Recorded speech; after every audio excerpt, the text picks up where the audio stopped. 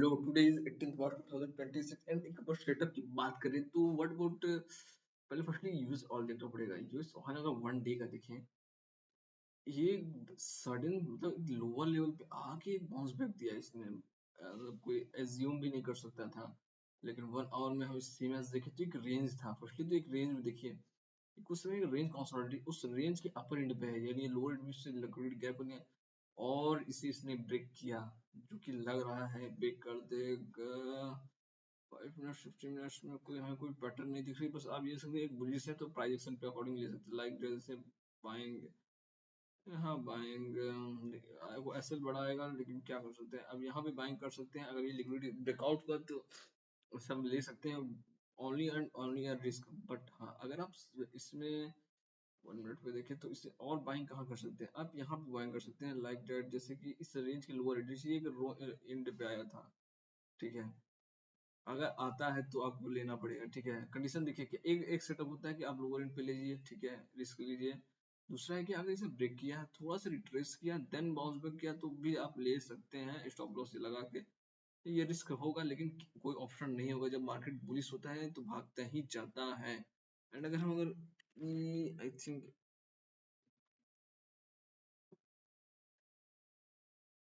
UST gold gold gold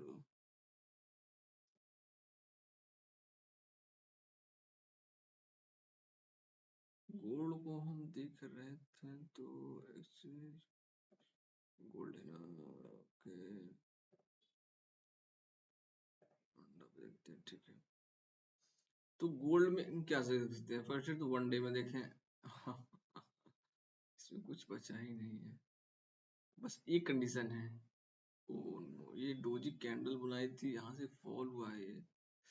okay 5 minutes में देखें तो यहाँ से बाइंग तो आई है, सडन बाइंग आई है। तो ये बाइंग कहाँ तक आ सकती है, ये बाइंग फर्स्ट कंडीशन यहाँ तक आएगी, जो फर्स्ट होगा। सेकंड कुछ यहाँ तक आएगी, ठीक है। यहाँ पे ये लिक्विडिटी ग्रैब करेगी, फर्स्ट आएगी, ब्रेक करेगा, लिक्विडिटी ग्रैब करेगा, डब्ल्यू बनाएगा एंड फिर बाइंग, फिर ब्रेक करेगा, एम बनाएगा या हेड एंड शोल्डर बनाएगा, लिक्विडिटी ग्रैब करेगा, फॉल करेगा, आई फॉल, फिर से इस जगह के फिर से डब्ल्यू बनाने की कोशिश करेगी। इस पॉइंट को ब्रेक कर दे तो अलग कंडीशन, लेकिन यहाँ से ये लिक्विडिटी ग्रैब करके फिर से मूव के लिए अप ट्रेंड के लिए जा सकता हो, क्योंकि इससे एक रेंज साइडवे है। और जो भी असर्टन चीज है उसमें ये गोल्ड वर्क कर सकता है, लेकिन क्रूड गोल्ड दोनों अगर अपोजिट चल रहे हैं तो ये गोल्ड के लिए फेवर नहीं होगा, ठीक है। तो ओवरऑल सेटअप क्या है, लोअर में बाइंग आएगी, इस पॉइंट तक बाइंग आएगी, आपको बाइंग की तरफ जाना चाहिए, ठीक है। ओके, एंड बीटीसी का देख लेते हैं। बीटीसी बीटीसी भी same as lower level buying होगी, ठीक है। इसमें कोई खास नहीं है, इतनी फॉल होने के बाद कुछ तो बाइंग आएगी ही। बस सेलिंग के लिए हम देख लेंगे उसके बाद, ठीक है।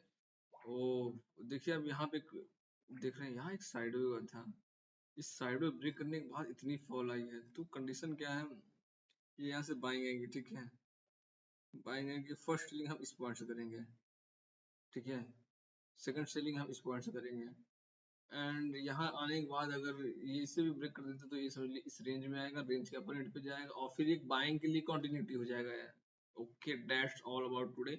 इसमें कोई भी खास नहीं है, that's all, thank you and watch it again.